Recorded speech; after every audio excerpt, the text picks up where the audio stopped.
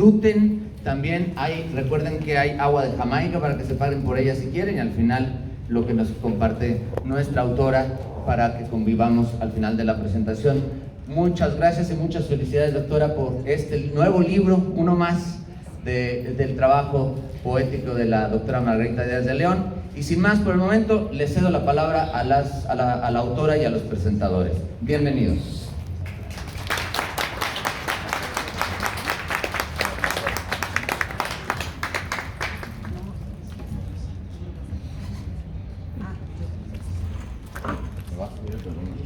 Es que yo hago de todo, o sea, yo presento, yo escribo, hago todo.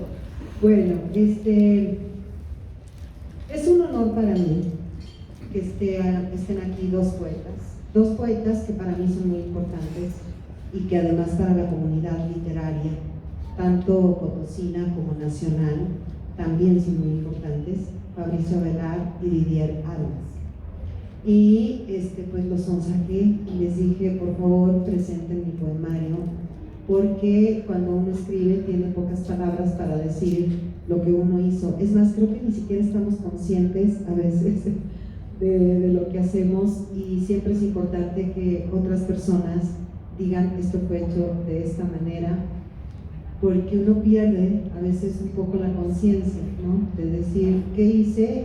No sé, trabajé todo el año. En este poemario estoy tratando de escribir un poemario por año, un poco con la idea de seguir publicando y de seguir escribiendo. Entonces agradezco mucho a Didier Armas, Fabricio Avelar, amigos míos muy queridos y además que admiro muchísimo. Entonces, bueno, pues el que quiera de los dos hablar sobre este poemario puede decir cosas horribles. Hace ratito estábamos comentando una anécdota, ¿no? De la presentación de un libro que uno de los presentadores dijo, pero qué feo libro, imagínense. Entonces, pero aquí se vale decir lo que ellos quieran. Entonces, muchísimas gracias, Fabricio. Muchas gracias. Gracias. Les pido un aplauso para los poetas.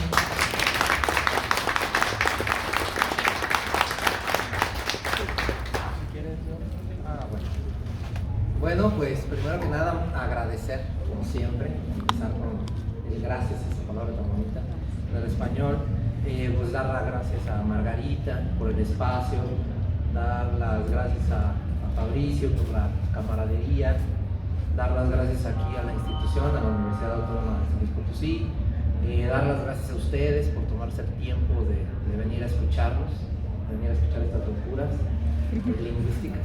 Muchas gracias.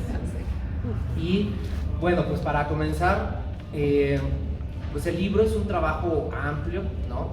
Es un libro que consta de bastantes cuartillas, estamos hablando de 100 y pico de cuartillas de poemas.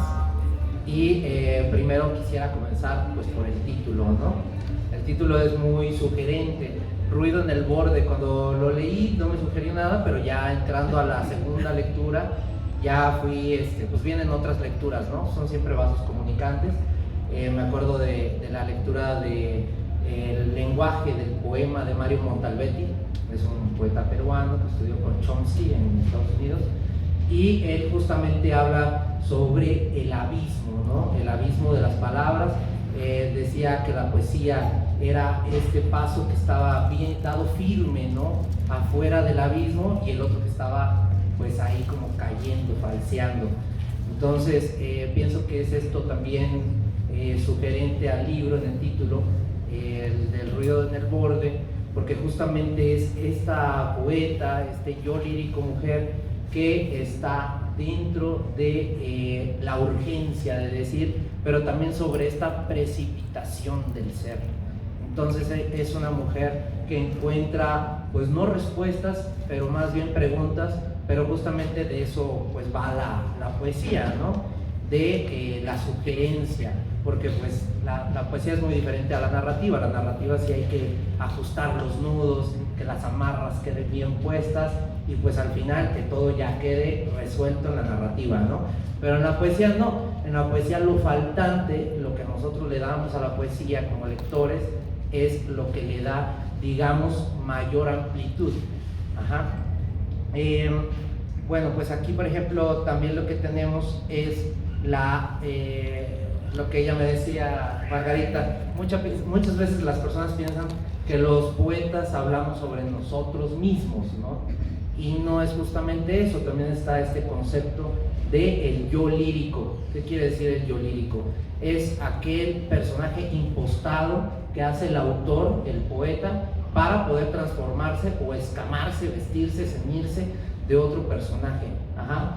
No siempre es el mismo poeta, a veces agarra circunstancias ajenas, pues para decir o para desnudar lo ajeno, ¿no? No siempre es uno el que está dentro de sus propios textos, que también ahí habría una medio trampa, ¿no? Porque hasta dónde está uno y hasta dónde es un personaje uno dentro de sus textos. Creo que ahí, bueno, Fabricio, que es psicólogo, nos va a poder decir un poco más sobre eso. Y bueno, también hay otro concepto que también les digo a mis alumnos, que es la tonalidad, ¿no? De la poesía. Por ejemplo, en este libro hay varias tonalidades. ¿Qué son las tonalidades? Es, por ejemplo, vamos a imaginar al músico con los acordes. Los músicos trabajan con el sonido, también al igual que nosotros, con las palabras, pero a diferencia, ellos tienen acordes, do, re, mi, fa, sol, la, si, ¿no? Entonces, a partir de eso hacen escalas musicales, pues para sugerir diferentes emociones o expresividades artísticas o estilísticas y estéticas. Y nosotros como poetas, bueno, lo que trabajamos son las tonalidades. ¿Qué son las tonalidades? Por ejemplo, trabajar, bueno, esta tonalidad le va a quedar a este poema, ¿no? Esta tonalidad a lo mejor que sea más nostálgica, una tonalidad que sea alegre, una tonalidad violenta, iracunda, sarcástica, etc. Ahí ya tendríamos que ampliar todo un diccionario de tonalidades con las que puede trabajar un poeta.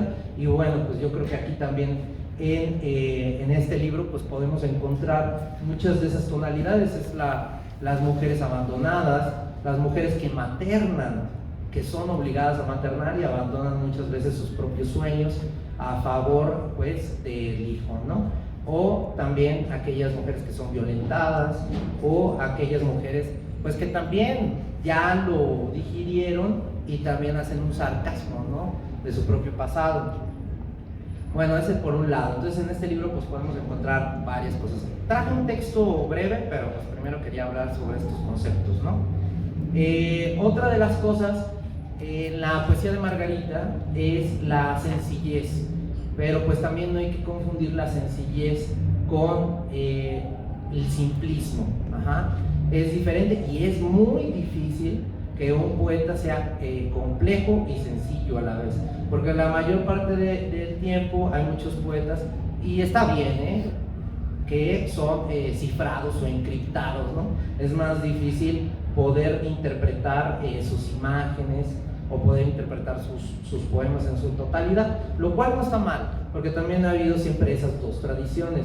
Por ejemplo, pues lo podemos tener en el siglo de oro del español, que está Góngora y está Quevedo. Góngora es un poeta que es mucho más críptico, mucho más difícil, pero pues este poema de Polifemo es exquisito, ¿no? Y bueno, está Quevedo, pues que incluso Quevedo habla hasta sobre pues pedos. Entonces es un lenguaje más vulgar, más soez, pero pues también sigue siendo poético. Entonces pues siempre hay, digamos, dos formas de abordar. La forma que a mí me gusta mucho de Margarita es esta forma de la sencillez, ¿no? Esta sencillez poética que sí es difícil de alcanzar, porque pues hay que escribir mucho y hay que tener ideas, profundidad de ideas. Porque y también los hay, ¿no? Hay poetas que son más de imagen, lo cual está bonito, hacen imágenes tremendas, metáforas hermosas. Hay poetas que hacen ritmos también magníficos y se abocan mucho a hacer musicalidades a través de las palabras. Y también hay poetas que pues se abocan más a esto, a las semánticas, a los significados, que también es difícil, porque pues hay que esculpir, ¿no? Las ideas a través pues de muchas meditaciones, y muchas veces pues es difícil. Bueno, entonces les voy a leer un pequeño texto que preparé un pequeño comentario que preparé para este libro, y para no extenderme tanto porque no lo me agarro la del perico. Y bueno, es un comentario sobre el libro Ruido en el borde, una moraleja privada, de Margarita Díaz de León. Cuando leo la poesía de Margarita Díaz de León, me asaltan precipitadamente las lecturas que poseo de Wisława Szymborska, de Luis García Montero, de Pedro Salinas, de Antonio Machado, de Efraín Huerta, sobre todo en su última etapa, la del Gran Cocodrilo, así como de la gigante Safo o del clasiquísimo Quevedo. Pero, ¿qué tienen en común estos personajes, estos entes literarios universales con Margarita? En primer lugar, un estilo declarado e identificable, uno cristalino y puro. Lo puro no lo digo por moralidades o éticas o ideologías, sino por su pureza al transmitir un mensaje. El lenguaje habitual adquiere en todos ellos una trascendencia, ya sea por su entendimiento de la sensibilidad humana o porque saben tensar el arco que dispara las palabras. La poesía de Margarita Díaz de León también tiene un vaso comunicante con todos ellos. Su sensibilidad es visible, su mensaje no es cifrado o se va por senderos escabrosos. No, es epidérmico, está a flor de piel.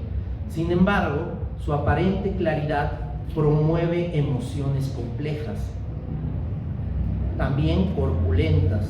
Aquí la petulancia de un lenguaje rebuscado es abandonada a favor de sintetizar los grandes conflictos humanos. ¿Como cuáles? En este poemario podemos encontrar un yo lírico que versa sobre las mujeres perdidas, las abandonadas, las obligadas, las iracundas, mujeres que no le temen a la oscuridad. Son estas las que van caminando hacia las tinieblas con una sonrisa, las sarcásticas que llevan el fuego prometeico en sus ojos, las que exhiben sus finales a contrapunto. Por otro lado, ¿a dónde va lo que se va cuando se va alguien? ¿Cuál es la antesala de las palabras antes de ser pronunciadas? Para el poeta es un castigo hacer visible lo invisible a través de la escritura. ¿Es la brutalidad del deseo erótico un aliciente para los días sin causa?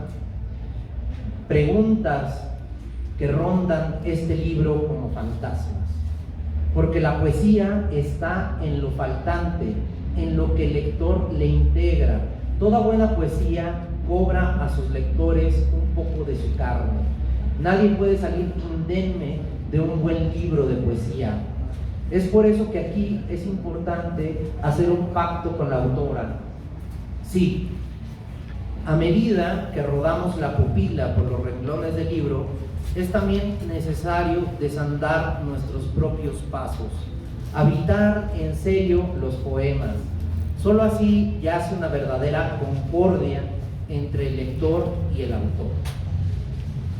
Las declaraciones que posee Ruido en el borde son habidas de la sabiduría de una mujer que sabe que, y cito el libro, un buen amor no es cómplice con la lucidez.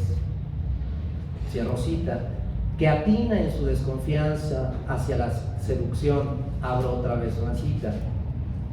Coloco un bolígrafo en la oreja cuando ruge el motor pulsional de la intensidad erótica. Cierro cita. La mujer que resume la historia del rompimiento amoroso en un poema. Abro otra vez una cita del libro. La tragedia legendaria cuando una mujer ha amado a un hombre y se prepara, levanta como una inmensa ola el canto rabioso del orgullo. Cierro cita. Así como lo anterior, encontramos otros muchos fulgores de meditación y de íntima sazón en la poesía de Margarita. También en Ruido en el borde se cincela y se marmorea el lenguaje. ¿Qué es? ¿De dónde provienen sus influjos salvajes que raptan precipitadamente la lengua o la mano del poeta? ¿De dónde la elocuencia para obtener un halago fónico? Margarita, con la experiencia que posee en el área de literatura, no academiza o conceptualiza su arte, lo transgrede por medio de su persona, su ser, y se acerca al fenómeno poético no por una superioridad literaria o para leccionarnos, sino para hablarnos de los estados de conciencia y sensibilidad que sucumben al Creador, las expresiones irrefrenables que vagan por el cráneo del poeta. Cada experiencia poética es única, la de Margarita, la de Fabricio, la mía, la de ustedes, queridos asistentes, y la del personal universitario también.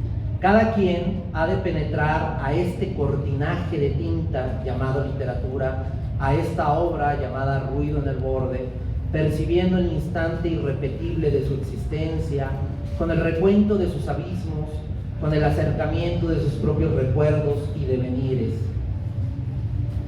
Dichosa la poeta que desea comunicar con la complejidad clara, así como lo ha decidido Margarita Díaz de León. Y pues muchas gracias.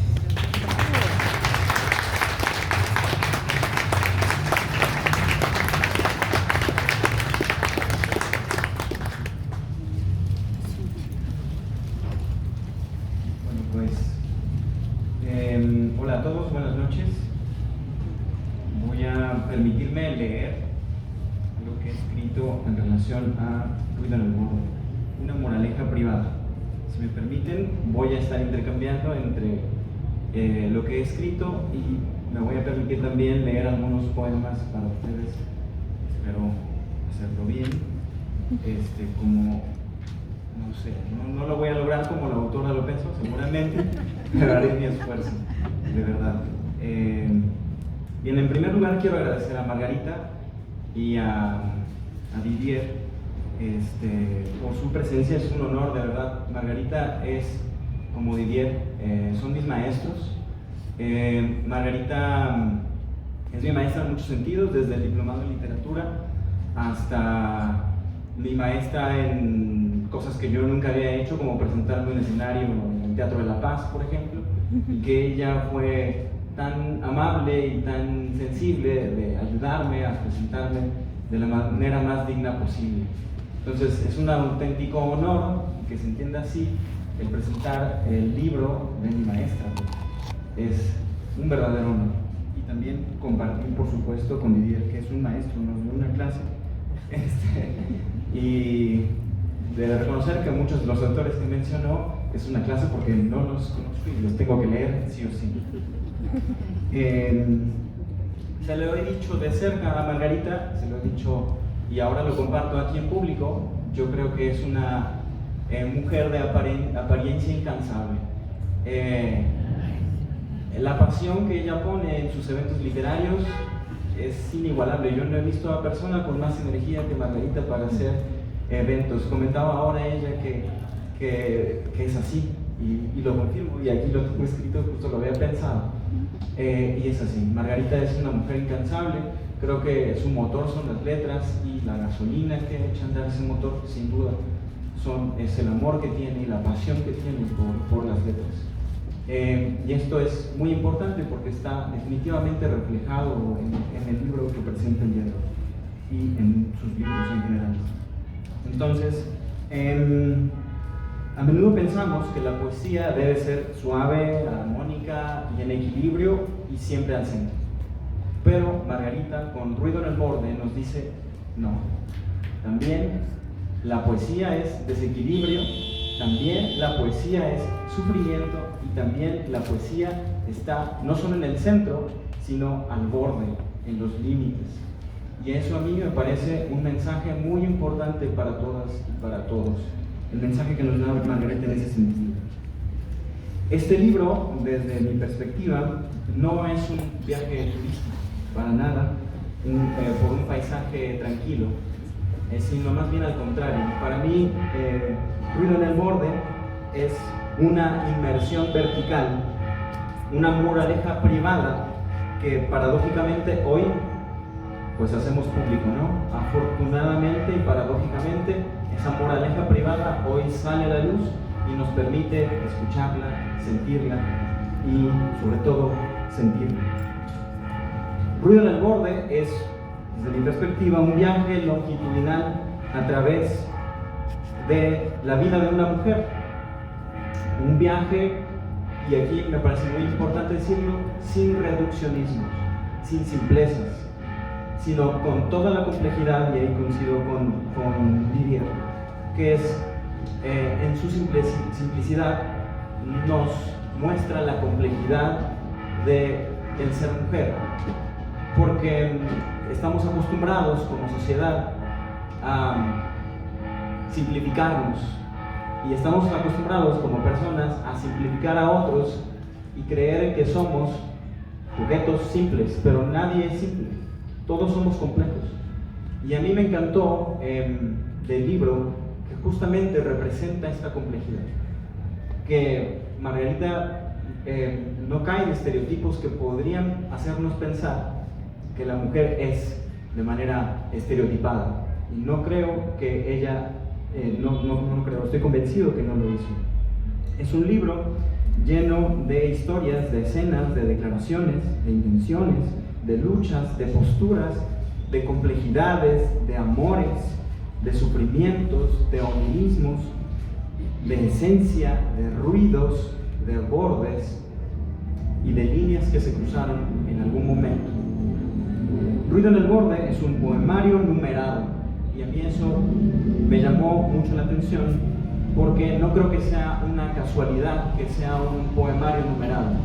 Desde mi perspectiva, el que sea un poemario numerado nos sugiere que no estamos ante instantes aislados, no son eventos aislados, sino una secuencia, una bitácora de viaje, del mismo viaje al que me refería hace un momento, un viaje vertical. Para mí es una sucesión de pasos necesarios para recorrer ese borde sin caerse, desde la perspectiva mía, por supuesto. Nos invita a leerlo como una evolución, la construcción progresiva de una moraleja privada. Y eso me parece. A veces pienso que cuando nombramos un poema, le damos al lector una orientación. Incluso tal vez hasta lo podamos engañar un poco de este poema va a tratar de esto. Y a mí me parece que al estar numerado pues está ahí todo para ti. Tú interpreta que es 5, tú interpreta que es 22, 63, ¿verdad? Y a mí me parece eso que nos está dejando justamente entender esa complejidad por nuestra propia cuenta. Ese me parece un símbolo de lo que decía antes, de un no reduccionismo. No nos reduce a un título, no nos reduce a una orientación. Es como, pues, hay que leerlo, hay que vivirlo, y tú tienes todo para interpretarlo. Debo dejar claro una cosa: Ruido en el borde, me parece que es un libro que se siente. Entenderlo, me parecería que estaríamos perdiendo una buena parte de lo que significa este libro. Creo que debe ser un libro que se debe sentir. Eso sí, creo que es un riesgo que hay que correr. Creo que hay tantas cosas en el poemario que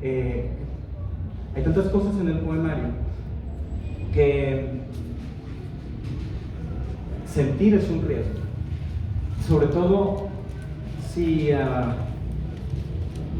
solo lo queremos comprender. A mí me parece que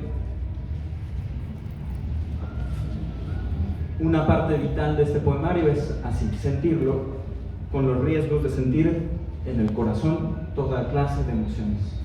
De verdad lo digo. Es importante dejar que esa complejidad de la existencia nos invada. Y no se puede hacer la existencia, yo pienso que no, sí, claro que se puede, pero pienso que hace más sentido valorar la existencia cuando la sentimos, no cuando la entendemos. Y creo que este libro nos invita a eso. Bueno, en ese proceso Margarita no nos deja solos. Ella entiende perfectamente el valor de la compañía también, porque su madurez literaria no está hecha solo de cientos de lecturas, que las tiene, sino de vida. Y esta es otra parte que me parece muy importante. Este es un libro de vida. Es un libro extenso porque es un libro de vida. Si fuera solo un recopilatorio, pues probablemente sería más breve, pero es un libro de vida, y la vida, aunque sea corta en años, es intensa, ¿verdad? Y pienso que por eso Margarita ha decidido explayarse de esa forma. Bueno, continúo, y para no extenderme tanto, voy a permitirme a dar algunas reflexiones y leer algunos de los poemas como había advertido. Quiero hacerles una pregunta. ¿Cuántas veces hemos congelado en la memoria una escena que nunca llegó a suceder? Voy a repetir la pregunta porque no está tan fácil. ¿Cuántas veces hemos congelado en la memoria una escena que nunca llegó a suceder? Suena paradójico. En realidad es una paradoja. ¿Cómo voy a congelar algo que nunca llegó?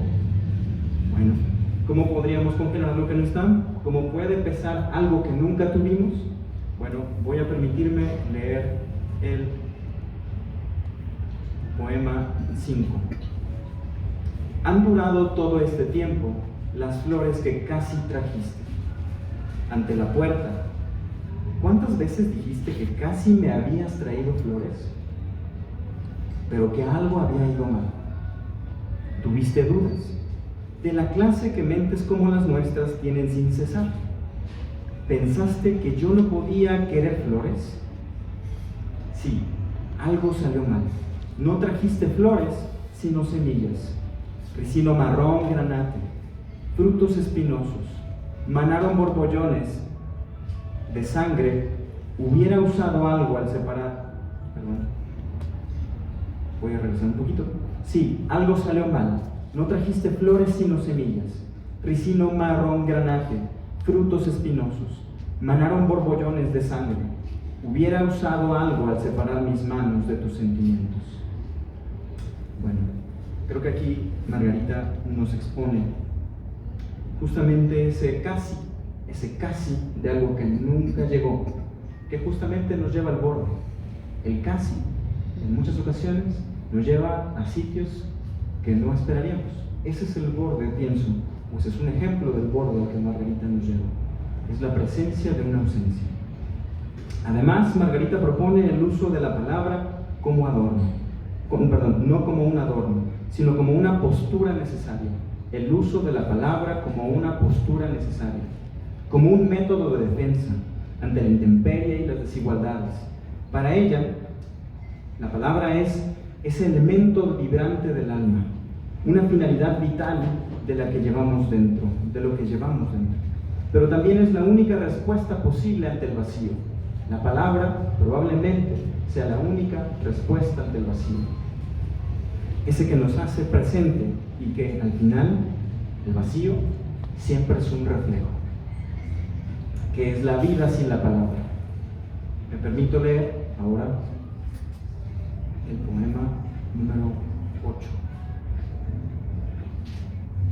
Además, puse estambre rojo. Creo que venía en el instructivo del libro y decidí usarlo como separador. Me pareció hermoso. 8. Tengo un arma, un alma. Se defiende y pelea, agrede y resguarda. No es un revólver, aunque podría serlo. Es algo más sutil, más punzante, un poco más elaborado. Me refiero a la palabra, al uso y abuso del lenguaje como arma y escudo. Cataclismo, fuerza esclarecedora, esbozo de agonía, estrategia indudable de salvación. Cada verso, armado de sí, parece apuntar a restañar la herida inquietante, nombrarla, darle un lugar, un sitio de preferencia, donde lo que tenga que ser, sea, y al mismo tiempo, siempre otra cosa desconocida. No importa abolir la ambigüedad, sino ahondar mediante el bisturí de la forma, en ese fondo sin fondo, espejo de todos los espejos, el vacío incandescente.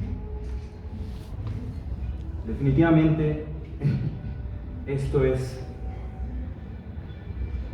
cuando lo leí la primera, la segunda y la tercera vez, en todas ellas, algo, yo no sé si hasta por eso me habré enfermado, pero algo me movió en cada lectura que yo hice de todos los poemas que tengo, que están aquí. ¿Qué es la poesía? Me pregunto cuando termino de leer este poema. ¿Qué es la poesía sino un espejo? A veces es un espejo que se quiebra en esquirlas.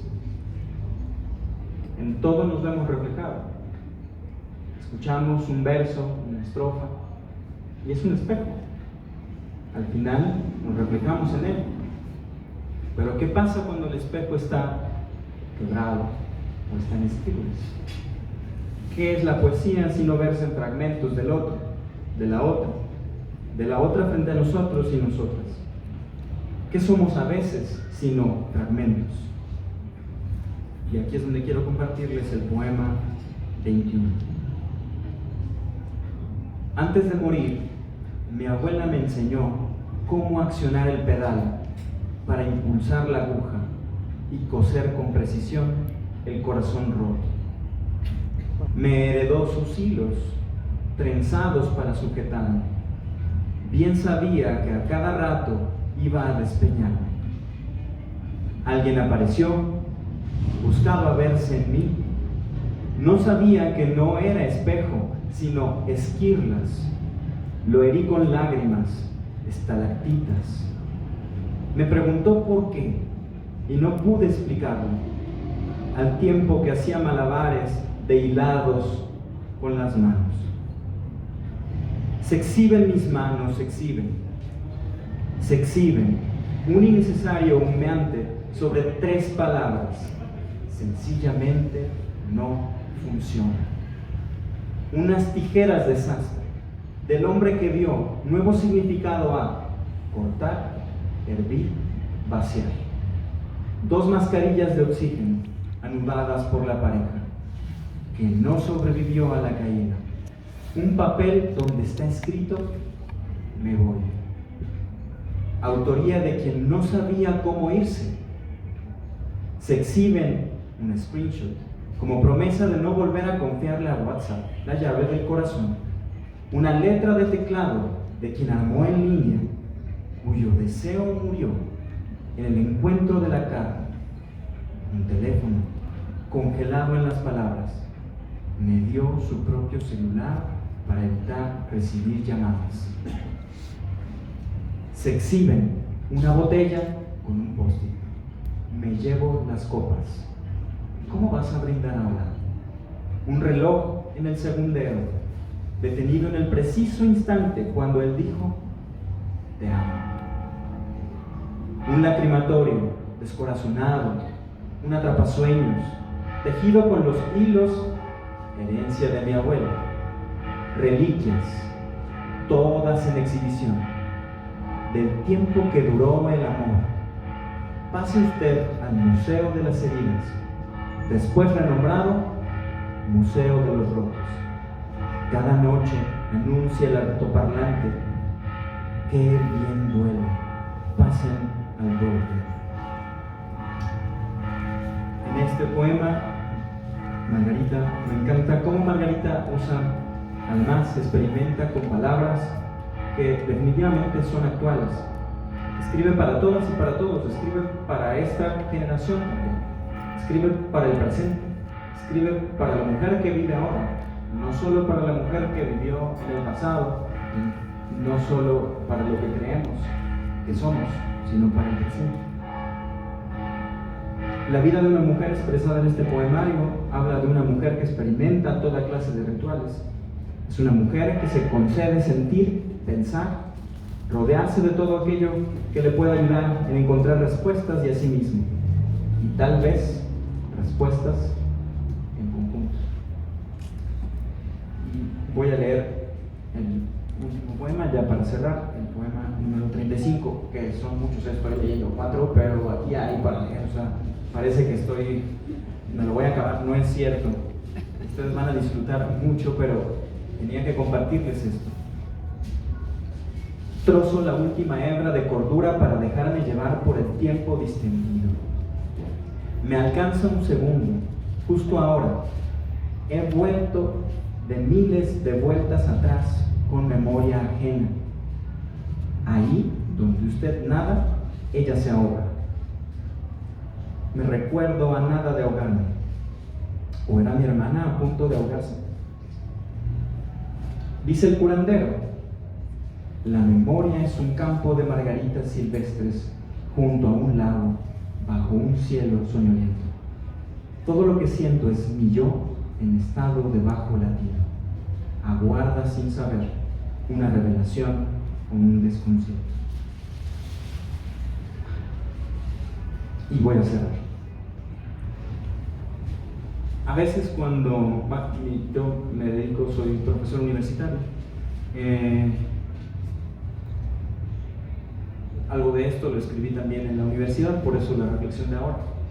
Observo alrededor y luego veo a mis alumnos y a mis alumnas.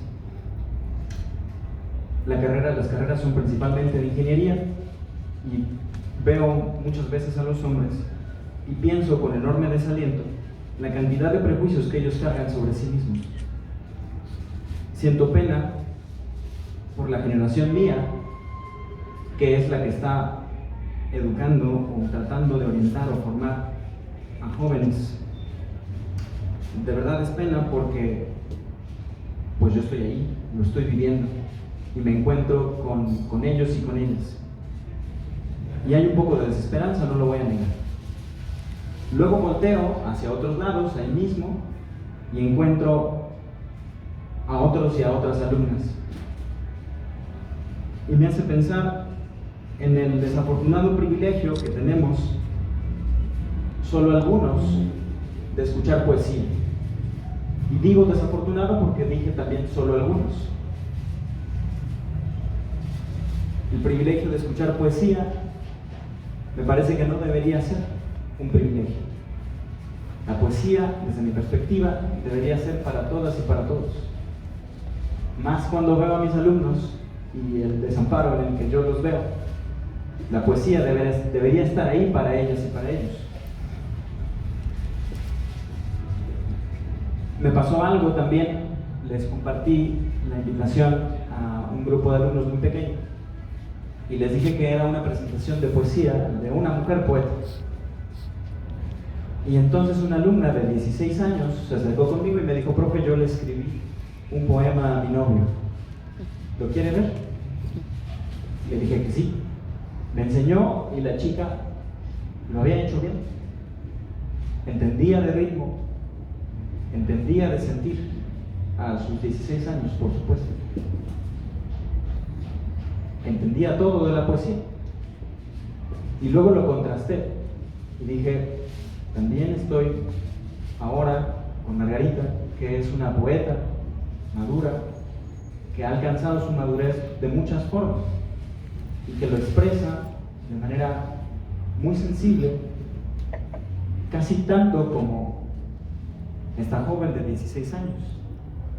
No en la complejidad, por supuesto, porque probablemente a sus 16 años, o por lo que yo alcancé a ver, no ha tenido todas estas, todo este andamiaje, todo este andar, todo este camino.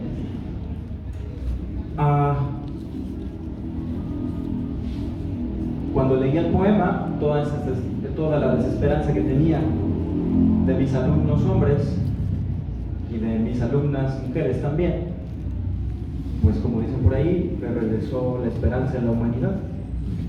No todo está perdido. No todo está perdido. Y como dice Margarita, cuando todo no, la poesía sí. Y creo que para mí fue también tranquilízate, no todo está perdido. Hoy más que nunca creo que leer poesía escrita por mujeres es una necesidad, no un lujo, una necesidad. Es preciso entender lo que siempre ha sucedido, pero en voz de las mujeres. Lo que sucede ahora y lo que sucederá. La poesía escrita por mujeres es mirar de cerca mucho de lo que no ha sido nombrado por siglos. Leer poesía escrita por mujeres es encontrar las partes de la historia que no conocemos y que son precisas para completar el panorama, no como la mitad de nada, sino como ese suceso que simplemente ha desaparecido del horizonte de manera instrumentalizada y consciente, hasta de manera automatizada y sin conciencia. Leer poesía escrita por mujeres es un acto de justicia, justicia personal y justicia social. Muchas gracias.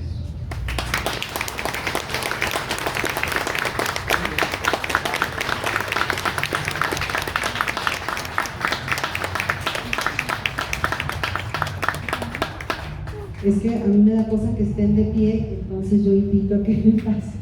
Muchas gracias, Didier, Fabricio. No, es que no tengo palabras. Muchísimas gracias por estar aquí, muchas gracias por acompañarnos, porque cuando alguien presenta un poemario no lo presentamos solos o solas, lo presentamos con alguien, porque es una manera también de compartir, no solamente de compartir con quienes nos quieren escuchar y que llegan a las presentaciones, y que siempre es algo muy hermoso cuando alguien quiere escuchar de qué se trata un libro, sino en un inicio yo dije, esto yo lo tengo que compartir con dos poetas y lo tengo que compartir con dos lectores y lo tengo que compartir además con dos hombres sensibles, es decir, hombres que leen mujeres, y esa parte siempre es muy compleja.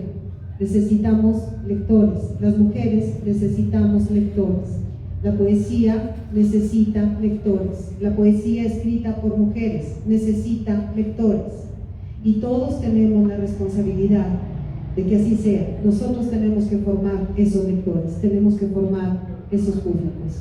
Agradezco profundamente su presencia, agradezco al Departamento de Arte y Cultura el apoyo que siempre le da a mi poesía, fuera de Feria del Libro y fuera de todo, ¿no? Siempre nos brinda este espacio. Agradezco a mi familia que está aquí presente.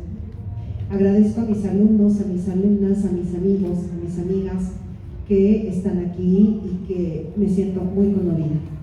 Este poemario yo siempre empiezo a escribir en noviembre, porque en noviembre caen las hojas del otoño y me parece que entramos como en una especie de estado diferente, ¿no? Es decir, todavía no estamos en la comedera de diciembre o en la hibernación, entonces es como propicio empezar a escribir, y siempre me digo, en un año tengo que lograr escribir otro poemario.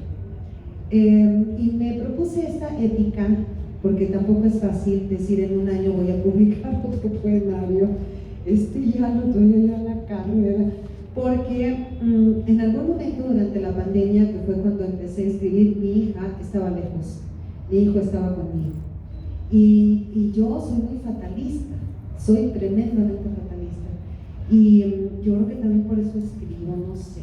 Bueno, el chiste es que yo dije, yo tengo que entender que los libros son vida y también son tumbas, y mis hijos me tienen que encontrar en algún lugar, pero como no creo tampoco en los espacios concretos, entonces estos libros están escritos para que mis hijos me encuentren. Cuando mis hijos no sepan dónde estoy, yo estoy en lo que escribo, yo estoy en mi poesía, y lo mismo le puedo decir a mis hermanos, a mi familia, a mi papá, a mis alumnos, a mis alumnas, y me da muchísima tristeza que mi madre no lo vio, no alcanzó a verlo, y no me atrevía yo a escribir sobre la mamá, tampoco me atrevía a escribir sobre los hijos, porque dije, ¿con qué lenguaje? ¿Qué hago? ¿Cómo puedo crear un lenguaje de dolor y al mismo tiempo que ese lenguaje de dolor sea un lenguaje de ternura? ¿Dónde encuentro ese lenguaje? ¿Dónde encuentro el lenguaje del dolor y que al mismo tiempo sea un lenguaje de ternura y que yo pueda hablar de mis hijos sin caer o de los hijos en lugares comunes? Y dije, tengo que aprender a trabajar el lenguaje de la ternura, porque detrás del lenguaje de la ternura siempre hay el miedo a la ausencia. Y me gustó, es horrible que a uno le guste lo que, no cómo escribe, eso no me gusta cómo escribo, pero dice la gente que algo rescatable hay.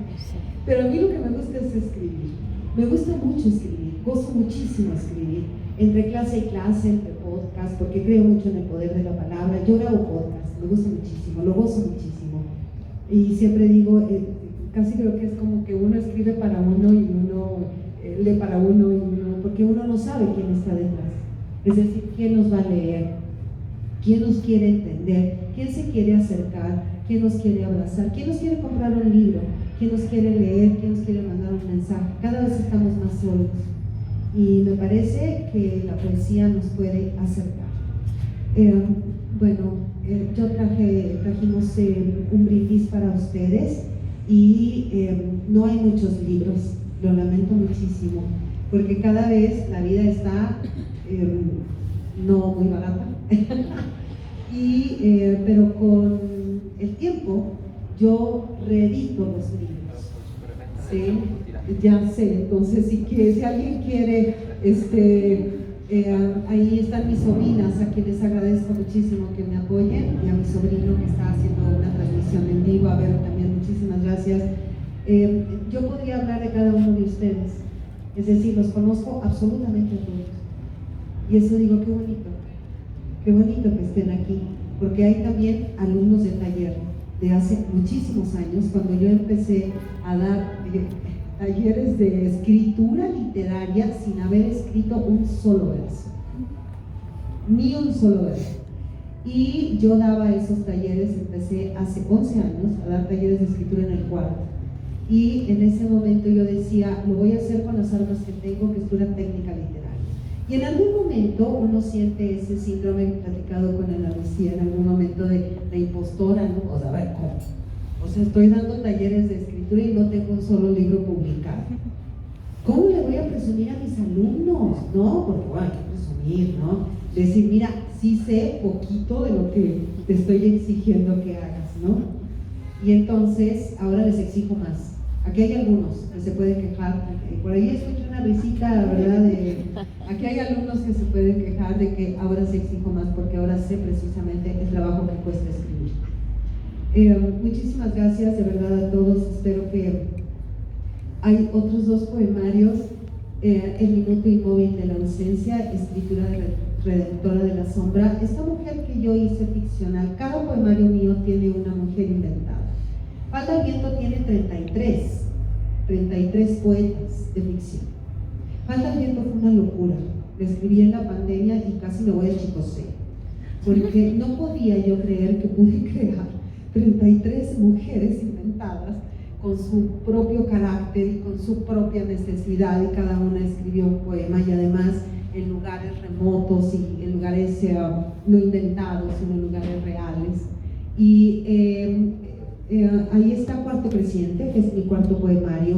Cuarto Creciente es una mujer que quiere salvar del suicidio, Alejandra Pizarro, y que intenta salvarla del suicidio, porque las mujeres queremos salvar a todo el mundo, queremos salvar a los hijos, a los hombres, a los exmaridos, bueno, los exmaridos no sé, porque ahorita veo que se contaron, ¿no es cierto? Queremos salvar a todo el mundo, queremos salvar a los alumnos, a los compañeros, porque saben que en el fondo las mujeres latinoamericanas somos súper maternales. Y yo me propuse salvar a Alejandra Pizarnik, pero ¿qué creen que me pasó? Creo que en algún momento empecé yo a caer con ella y me dio muchísimo miedo. Y llegó mi hermana a rescatarme, pero ella no sabía que me estaba rescatando, porque ahí está mi hermana atrás, porque yo empecé a caer en una depresión porque Alejandra te jala y no te das cuenta de qué manera empieza a cuestionarte y empieza a decirte, ¿no?, que no hay manera de sobrevivir. Y entonces cambié un poquito ahí, ¿no? Di un poco la vuelta en el libro, hice un giro, y entonces le dije, ok, tranquilamente tú puedes morir en santa paz. Y yo, a mí, me salva la poesía. A mí. El minuto inmóvil de la ausencia es una mujer insomne que no quiere tomar medicamento, que ama a los curanderos, porque los curanderos son un personaje en todos mis poemarios, los psiquiatras, los psicólogos. Tengo amigos y amigas psiquiatras y amigos y amigas psicólogos a los cuales adoro. Me encanta ir a terapia, pero aborrezco ir a terapia al mismo tiempo. Y los hago siempre personajes míos y siempre los regaño mucho en mis poemas. Pero ¿tú cómo crees que yo me voy a curar? Esta cabeza es mía y yo no la voy a cambiar absolutamente por nada, ni por nada. Y por ahí en este poemario escribamos sobre eso. Y esta mujer es torpe. Esta mujer no sabe a veces qué hacer. Esta mujer de repente siente que el mundo se le deshace y después como que lo rearma, y entonces cada poemario es una mujer distinta, cada poemario es una situación de una mujer distinta. Y otra de las cosas que tiene este nuevo poemario que empecé a experimentar, porque esta ciudad me tiene terriblemente enfurecida por muchas circunstancias, por muchas injusticias, por mucha pobreza, por demasiado anexo, demasiada droga, demasiado alcohol, demasiado todo, demasiada apatía. Y es la primera vez que escribo poemas donde hablo de esta ciudad. O sea, tenemos que recomponer nuestro entorno, tenemos que recomponer nuestro sitio, nuestro hábitat. Y la verdad es que después dije, qué barbaridad, pero qué poemas tan tremendos acerca de esta ciudad. Claro que no digo nombres porque luego se ofende la gente, porque hay quien ama mucho esta ciudad, y yo lo comprendo. Pero una vez vi a una mujer que le estaban golpeando cerca de la plaza de Aranzazú hace 4 años en un festival de música, esto que hace el gobierno, y la verdad es que no supe qué hacer, no, me dio miedo acercarme, no supe cómo defenderla, no supe decir nada, me quedé muda, el tipo le estaba golpeando y me dio miedo acercarme, defenderla y que yo también resultara herida. Y en esa situación, en esa cobardía que todos sentimos cuando una mujer es agredida por un hombre delante de nosotras, creo que eso no debe suceder en esta ciudad. Entonces por eso me he atrevido a denunciar de alguna manera nuestro entorno tan peligroso y tan injusto y tan pobre y tantas cosas. Gracias al Departamento de Arte y Cultura, gracias a Vero, a Ponchito que están apoyando, a Jonathan, Juan Carlos, muchísimas gracias. A su izquierda, que es mi derecha, está el jefe del Departamento de Arte y Cultura, que siempre apoya mucho mis poemarios y los eventos. Muchas gracias, Juan Carlos, mis sobrinas, mi hermana, mis sobrinos. Muchas gracias.